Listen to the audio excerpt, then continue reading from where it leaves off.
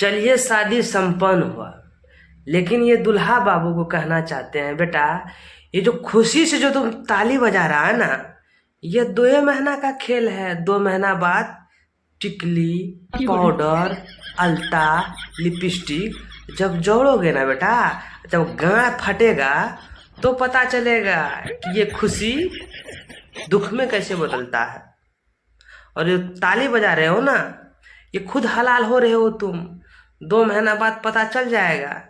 जहाँ मोगिया जो गाड़ पे लाद देगा ना, लाद देगा कमाते काहे नहीं हो मुंसा, तब पता चलेगा। हाँ। अगला एपिसोड। अगर मेरे पापा ने पूछा तुम करते क्या हो तो क्या कहोगे? अच्छा, तुम्हारा पापा ये पूछेंगे तुम करते क्या हो, तो भाई तुम्हारा वीडियो देख के 12 बजे रात में हिलाते हैं। अरे भाई मेरा मतलब यह है, कोई काम काज करते हैं, पढ़ाई लिखाई करते हैं, अभी इधर उधर नहीं करते हैं, छोड़ी सबको न पटियाते हैं, मतलब पढ़ाई सढ़ाई करते हैं। बड़ा हरामी हो बेटा। अगला एपिसोड। तुम मुझे बहुत पसंद हो, आई लव यू।